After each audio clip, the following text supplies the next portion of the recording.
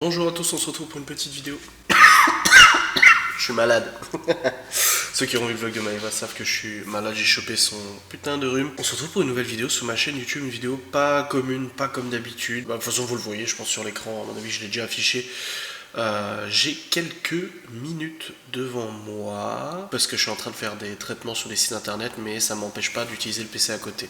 Donc j'en profite pour tourner une vidéo. Et je voulais tourner une vidéo sur les jeux vidéo, sur mon passé de joueur, etc. Parce que des gens me l'ont demandé quand j'ai dit que j'étais un peu saoulé par les jeux, que j'arrivais pas à accrocher à certains jeux. Vous m'avez posé des questions, je me suis dit je vais y répondre en vidéo. Voilà, ça intéressera pas forcément tout le monde. Là, je pense que ça peut intéresser quelques personnes de savoir qu'est-ce qui a pu bien se passer à propos des jeux vidéo. Je suis sur le jeu Metro Exodus, un jeu que j'ai acquis il y a quelques semaines. J'ai dû jouer une petite heure. Comme je vous ai dit, depuis qu'on a emménagé ici, j'ai dû jouer 1h30, je crois, pas plus. Déjà parce que j'ai pas le temps. Le PC est régulièrement occupé pour les rendus, tout ça, donc je peux pas. Et en plus de ça, j'arrive pas. Je sais pas ce qui se passe. Mais depuis quelques années, ouais, même pas, quelques temps, j'arrive pas à accrocher aux jeux vidéo. Je trouve des jeux qui sont en somme toute très sympathiques, vraiment bien foutus, mais j'arrive pas à accrocher, j'arrive pas à continuer de jouer. Au bout d'une heure de jeu, je lâche, je sais pas pourquoi, enfin, je sais pas. Bref, j'ai lâché ce jeu aussi parce qu'en plus ça me saoulait, je trouvais pas où il fallait aller, ça me gonfle. Puis en plus je passe tous les tutoriels à chaque fois, donc je sais jamais où est-ce qu'il faut aller, c'est pas ça. Moi je veux la carte. Est-ce que j'ai une carte quelque part qui me permettrait de savoir où je dois aller? Non, j'ai pas de carte. Enfin bref. Si, voilà.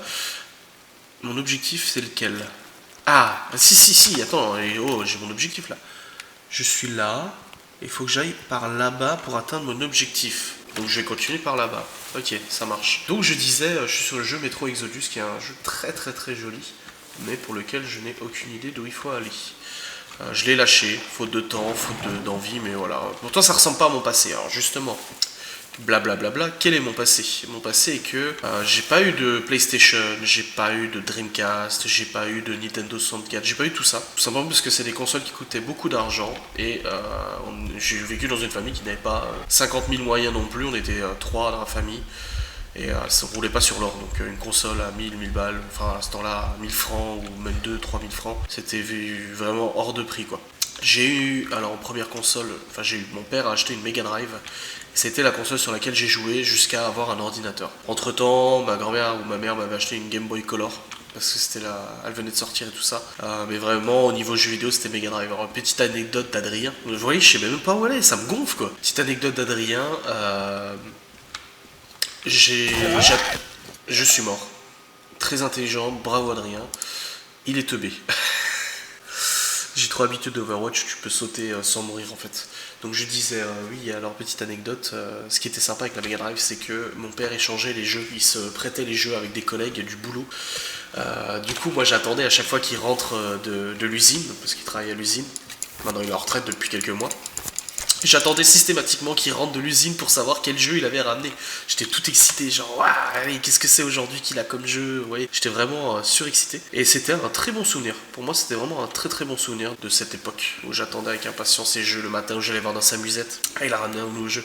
Je devais attendre qu'il se réveille pour y jouer et tout ça. On s'échangeait la console, un coup c'était moi qui jouais, un coup c'était lui. Oh voilà, ça fait partie de mon passé, c'était sympathique. Ensuite, nous avons eu un ordinateur en 1999. Premier ordinateur en 99, un gros bordel parce qu'il a acheté le PC à un collègue, un ami à lui qui finalement s'avérait être complètement buggé. Il plantait tout le temps, c'était vraiment une horreur. Donc c'est là où mon père il a dû mettre la main à la pâte et commencer à comprendre un peu comment marchait l'informatique. Et du coup moi je suis resté constamment derrière le cul de mon père avec mon petit fauteuil à regarder tout ce qu'il faisait, tout ce qu'il touchait pour essayer de comprendre comment ça marchait. Je vais me faire niquer la gueule. Regardez, ils sont là, les espèces de zombies là. Alors essayer de comprendre comment fonctionnait l'ordi en même temps que lui et tout. Et c'est comme ça que j'ai commencé à m'intéresser à l'informatique, aux jeux vidéo et tout ça. Autant le dire, au début c'était surtout les jeux vidéo. Et j'ai passé des centaines, des milliers d'heures sur l'ordinateur à tester X jeux. Je passais même des fois des vacances entières à tester les jeux vidéo. Je m'en souviens une fois pendant une grande vacances. Tous mes potes étaient partis en vacances et j'ai passé genre un mois non-stop, 8 heures par jour à jouer au PC. C'était pas super bon hein, si vous voulez pour... Ouais, je veux pas, ouais. C'était pas forcément super bon pour les yeux et tout ça, mais j'ai passé mes vacances entières à épurer tous les jeux que je trouvais sur internet. Alors oui, à l'époque on gravait les jeux et tout ça, parce que pareil, on n'avait pas forcément l'argent de payer les jeux 50 ou 30 ou 40 balles. Ça a changé, maintenant j'achète tous mes jeux parce que j'ai les moyens et bah voilà, je peux pas le pirater, j'ai les moyens de les acheter. Mais en ce temps-là, ça se faisait beaucoup. Alors attendez, normalement je suis censé aller par là, vous voyez? Je pense que c'est ça. Donc en fait j'étais totalement, voilà, j'étais totalement pas où il fallait. Allez, j'ai pas de trou de secours alors que vous voyez que mon mec il est mal en point, donc ça c'est carotte aussi. Bref, je jouais beaucoup à l'ordinateur. J'ai été très addict jusqu'à maintenant peu de temps. Et dans mes périodes de jeu, alors si vous êtes des madames et que vous avez des conjoints qui sont addicts aux jeux vidéo, sachez que c'est extrêmement addictif. Que c'est pas facile de se décoincer. Non, tu vas me laisser tranquille, fils de... Ah putain, il va me faire chier celui-là. Sachez que c'est pas facile pour nous, je vais me faire niquer la gueule. C'est pas facile pour nous de décrocher d'un jeu vidéo, c'est vraiment... Bah, c'est comme une drogue, vous le savez, que vous soyez dans une histoire, avec un jeu vidéo avec une belle histoire et tout ça, comme Metro et tout ça. Vous soyez dans un jeu en coopération avec des collègues et tout ça, vous devez... voilà, comme Overwatch, Counter-Strike, vous avez de la compétition. Quoi, qu'est-ce qu'il y a? Et apparemment, il y a de la radiation. Et bah c'est très dur de s'en dépatouiller. Et je vais vous raconter une autre anecdote, c'est le but de la vidéo. Avant cette maison, on était dans une autre maison. Et avant cette autre maison, on était dans un appartement. Et dans cet appartement, c'est là où on a lancé un business qui nous a permis de se remonter financièrement, je vous en ai déjà parlé un petit peu. Et il s'avère que ce business nous prenait beaucoup de temps, de travail et tout ça. Et moi le soir, je jouais tous les soirs à l'ordinateur sur Counter-Strike pendant plusieurs heures. Je terminais mon boulot et je me couchais pas tout de suite. Ah, un établi, trop bien. Apparemment je peux réparer des trucs. Donc fabriquer, je peux. Ah, des trousses de soins. Ouais, je peux me faire des trousses de soins, je suis trop content. Des filtres de masque à gaz, j'en ai... Je vais m'en faire un petit peu plus, voilà. Du coup, je passais des heures et des heures à jouer à Counter-Strike Global Offensive avec des gens que je ne connaissais pas forcément et des gens que je connaissais, il y avait les deux. Ça fait partie un peu d'une addiction. Eva dormait à côté, ça ne la dérangeait pas que je jouais à côté. Mais voilà, ça fait partie d'une addiction. Et mine de rien, n'empêche, ça prenait beaucoup de temps. Ensuite, quand on a emménagé dans l'ancienne maison, donc c'est la maison juste avant celle-là. Oh, regardez là, elle est trop chou. Oh putain, il y a des hurleurs, apparemment ça s'appelle comme ça. Ouais, faut pas que tu me vois, connard. Et quand on a emménagé dans la maison avant celle-ci, je me suis mis sur un jeu qui s'appelle Rust. Pour ceux qui ne connaissent pas, c'est un jeu tombé sur une carte à poil. Et vous devez ramasser tout ce que vous trouvez pour construire votre baraque, votre base, vos armes, vos munitions et tout ça. Et vous jouez en coopération avec des potes. Et très franchement, c'est un jeu qui est vraiment sympa, mais ultra chronophage. Parce que le jeu se déroule en temps réel. Ça veut dire que si vous quittez le jeu, que vous partez aux courses ou quoi que ce soit, il peut se passer des choses pendant que vous n'êtes pas là. Donc les gens peuvent venir attaquer votre base, vous foutre le bordel, vous tuer, vous voler vos trucs et tout ça. Donc ce jeu-là, en fait, j'ai passé des semaines et des semaines dessus, de manière extrêmement addicte, où je laissais carrément l'ordinateur avec le son à fond pour entendre si des gens venaient toquer à ma porte ou foutre en l'air la base. Parce que... Oh putain, saloperie de merde, va. Oh la vache. Ah, pute de merde. Voilà, je viens d'avoir extrêmement peur qu'on se dise. Donc je disais, je passais beaucoup de temps sur le jeu Rust, à un point où c'est fortement fighté avec Maeva, parce que ça en venait vraiment tellement addictif que j'ai eu du mal en fait à concilier la vie de famille et le jeu. Le boulot, j'arrivais à suivre, pas de soucis, parce que je faisais les deux en même temps, j'avais le jeu d'un côté et le boulot à côté. Mais au point où limite je mangeais plus avec Maeva et tout ça, j'allais tout de suite sur le jeu et ça a duré comme ça pendant des semaines, juste après notre emménagement dans l'ancienne maison. Elle faisait pas encore de vlog, mais ça aurait été le sujet d'un de ses vlogs, mon mari est addict. Mais clairement ce jeu, j'ai décidé du jour au lendemain d'arrêter parce que ça devenait vraiment trop, même pour moi, je devenais ma boule. Je me levais la nuit pour aller voir si on attaquait notre maison, etc. Je pense que vous connaissez ce genre de jeu, c'était vraiment trop hard, c'était devenu trop compliqué, que j'ai préféré arrêter. Et depuis, j'ai connu un autre jeu, Overwatch, qui est sorti il y a pas longtemps, pour lequel je suis devenu un petit peu, ouais, quand même, j'ai une petite période un petit peu addict, comme je dois le reconnaître. C'est du compétitif, ça veut dire que si tu joues pas pendant 3 jours, tu peux perdre ton grade, tu peux perdre ton niveau, donc ces enculés, ils font exprès, en fait, pour que tu sois dépendant, donc c'est pas de ma faute. Et j'ai joué comme ça avec Overwatch pendant plusieurs mois, plusieurs saisons, vraiment de manière assez régulière. Tous les jours, j'avais plusieurs parties tous les jours. Des fois, je disais à Maëva, je peux pas être là avec toi pendant 3 à 4 heures, parce qu'il y a une nouvelle saison qui est sortie, du coup, je dois me grouiller à faire toutes les parties pour être classé le meilleur possible. Enfin, c'est vraiment abusé, quoi. Regardez la grosse bébête, elle est trop belle. En plus, le glitch, elle traverse le truc, c'est n'importe quoi. Et du coup, j'ai beaucoup joué à Overwatch, très bon jeu, en coop. Et j'ai arrêté parce que j'ai trouvé qu'il y avait trop de personnages, trop de gens, et que le compétitif était vraiment trop chronophage, encore une fois. Il fallait tout le temps que tu joues, tout le temps que tu sois là. Tu perdais des grades, etc. C'était vraiment chiant. Oh, non, je veux pas rentrer, en fait. Non, c'est bon, ça m'intéresse pas. Je voulais peut-être pas aller là en fait, hein. Qu'on se le dise, ça m'intéresse. Mais apparemment il y a des choses intéressantes. Ah putain ta gueule.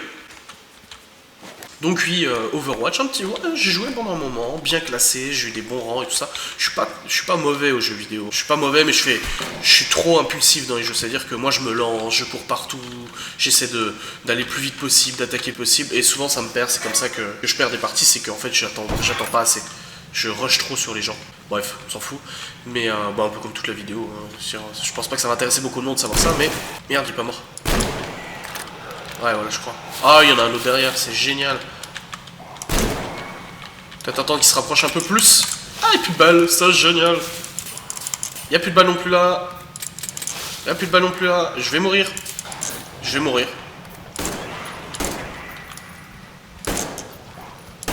Ouais, je vais officiellement mourir.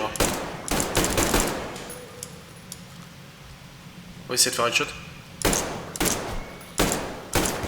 Ah là, c'est bon, j'ai réussi. Ouais, mais j'ai pas beaucoup de balles, je crois, si. En plus, ils ont pas de stuff sur eux, c'est con.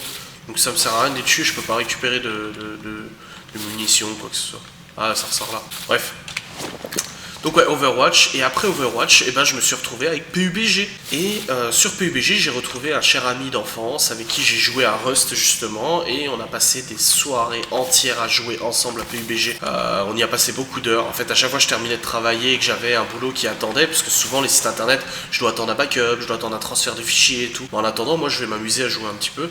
Et j'ai joué comme ça pendant des semaines et des semaines le soir avec Clément. Et voilà, j'ai joué du coup à PUBG. Et on s'est lassé avec Clément, donc pour l'instant on ne joue plus à rien, plus de jeux en coop, surtout qu'on a tous les deux énormément de travail depuis plusieurs semaines. Comme je vous l'ai dit, j'ai pas le temps forcément de jouer. Là ça tombe bien, ouais je vais arriver. Là ça tombe bien parce que j'avais un petit traitement de site internet qui tournait, qui m'a permis de prendre ces quelques minutes de jeu. Je vais peut-être monter là tout de suite. Ah, vas-y, monte. Mais voilà, plus de jeux vidéo, plus trop d'envie. J'ai acheté la Nintendo Switch, j'ai une pété de jeux dessus et j'arrive pas à accrocher. C'est pareil, la Switch, j'arrive pas à accrocher au jeu. Pourtant, les jeux sont géniaux, hein, mais j'arrive pas à accrocher un jeu. Donc, je laisse tomber, je laisse de côté et voilà, c'est triste. Ah, putain, merde, j'ai pas voulu tomber. Ah, je suis déconcentré en vous parlant. C'est extrêmement grave. Ouais, c'est bon, il est mort. Ouais, je peux rien récupérer en les tuant en fait, donc c'est totalement useless de courir après ses ennemis. Ouais, je vais vraiment remonter et je vais échapper à cette horde de dégénérés de tueurs. Hop, voilà. Donc voilà, pour vous dire que j'ai un passé d'addict. Je sais que quand j'accroche à un jeu, je suis capable d'y passer des heures et des heures et des heures connement et en mettant de côté beaucoup de choses, vie de famille, machin, etc. Et que du coup, je me maintiens maintenant. Je fais attention. Je fais très attention, j'ai 30 ans, j'ai des gosses et tout, c'est pas forcément le moment de s'amuser. Non, toi tu dégages. S'amuser à passer 10 heures sur un jeu. Mais je peux tellement comprendre comment c'est possible de pas se rendre compte du temps qu'on passe. Tellement moi ça m'est arrivé. Je m'entends même plus parler tellement il y a le bordel là. Et je peux même plus buter les gens tellement j'ai plus de balles. Donc moi j'ai la chance que Maëva le comprenne, j'ai la chance qu'elle me laisse très souvent jouer. J'ai de la chance que quand j'ai mes petites périodes comme ça, elle est compréhensive. Même s'il ne faut pas non plus abuser et laisser de côté le boulot, etc. Mais j'ai vraiment la chance d'avoir quelqu'un qui me soutient à ce niveau-là et qui me pose pas, je veux dire là, je joue, elle va pas me dire non, elle va pas me dire ah tu joues tous les jours ou quoi que ce soit. Donc c'est pas abusé, elle le comprend tout à fait, on a chacun nos moments, elle a ses moments à elle, j'ai mes moments à moi, et puis voilà. Pas de problème. Donc c'est pas abusé, de toute façon ça passe. Et là-dessus, oui, c'est vrai que j'ai quelqu'un de très compréhensif, même pour le bruit par exemple. Je sais quand je joue avec Clem, il parle très doucement parce qu'il y a sa compagne qui dort à côté. Et si elle l'entend, elle arrive pas à dormir. Moi, Maëva, elle s'en pète les couilles, même dans l'ancienne maison. Qu'elle m'entende du coup jouer, rigoler ou autre, ça la dérangeait absolument pas. Que là-dessus aussi, moi je suis franchement relativement tranquille. J'écoute même pas ce que le mec dit, donc je vais peut-être. Enfin bref, voilà, c'était une petite discussion sur les jeux vidéo, un petit blabla, j'ai quelque chose à vous dire, mais sur les jeux vidéo, j'espère que ça vous a plu. Si vous en voulez d'autres, des blabla comme ça avec un gameplay, n'hésitez pas. Je pensais même jouer à GTA 5, aller foutre le bordel en live, après une bagnole, écraser tout le monde, sur la coopération avec des vrais gens qui jouent sur internet. Je me suis dit que ça pourrait être peut-être sympa, enfin bref, voilà. Dites-moi ce que vous en pensez, je vous remercie d'avoir regardé cette vidéo et je vous dis à très vite.